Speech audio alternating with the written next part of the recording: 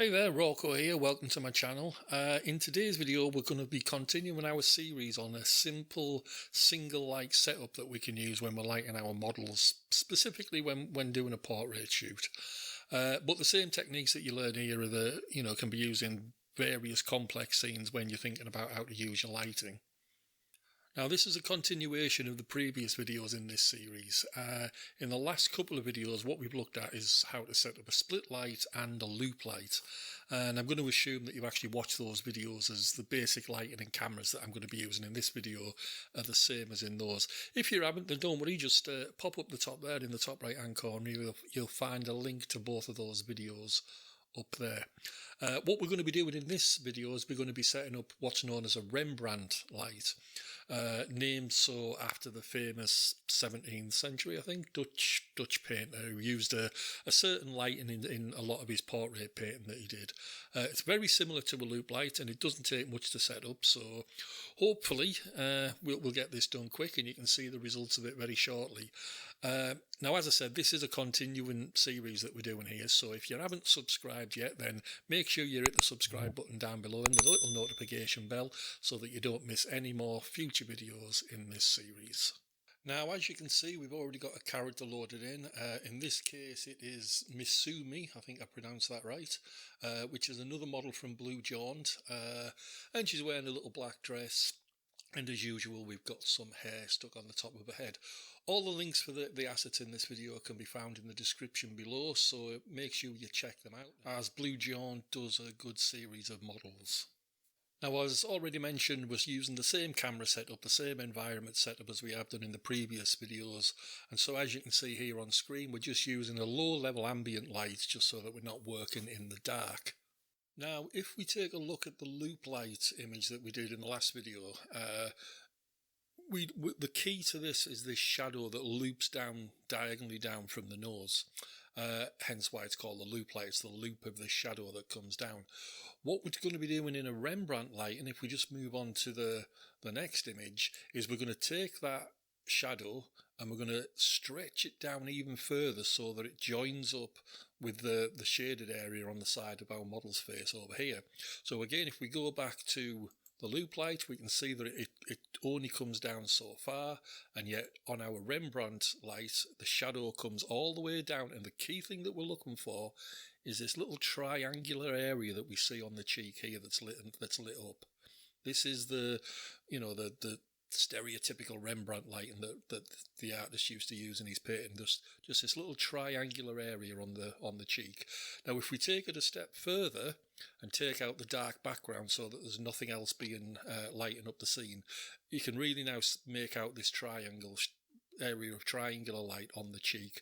This is when you know you've got the Rembrandt lighting just right, where the shadow from the nose is joining up with the shadow on the side of the face, and you've got that little triangular area just there. That's a Rembrandt light. So how do we set up the Rembrandt lighting then? Well, if we now take a look back in DAS and we look at our lighting that we've got set up currently, and we look through it as though it was a camera, we've got this set up to create the loop light from the last video. And if you look over here in the lighting details, we've got it as a rectangular spotlight, 200 by 200 units with a lumen flux of the 550,000. Now, the reason we've set it up as a rectangular and at that size is so that we can create nice soft light that creates nice soft shadows, like you saw in the examples that we've just shown a couple of moments back. Now, what we also did with our lighting is we placed it within a null point. And we did that so that we can easily control the position of the lighting around our model. The null point is situated at the 0, 0, 0 in our X, Y, Z coordinates, and the lighting's placed into that null point so that if we now, with the null point selected, if we now come around to the rotate, we can just rotate our light around the model as we see fit. Now, we've currently got it set up at a 35-degree angle to our character, and that creates that loop light that we see on the previous examples that we saw, where that little shadow protrudes at the bottom of the nose. And of course the light is also raised up high so that we're getting the downward slope also. What we want to do for a Rembrandt light is we want to take that rotation of our null point and therefore our light, and we want to lower it even further, probably all the way down to 10 degrees. I'll actually type that in to get it pronounced. So it's about 10 degrees to try and get that shadow from the nose stretching all the way across and down towards the shade on the opposite side of our model's face. You can maybe go a little bit lower, but you don't want to run the risk of ending up with a split light, which we did in the first video in this series. I'm saying 10 degrees. The range is about 10 degrees to about 25 degrees.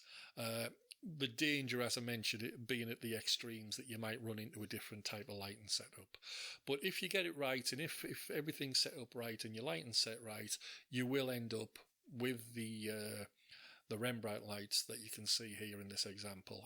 It was set up with 10 degrees, this one, and you can see, you can just make out that triangular shape on the left hand cheek, which is the opposite cheek to where the light was situated.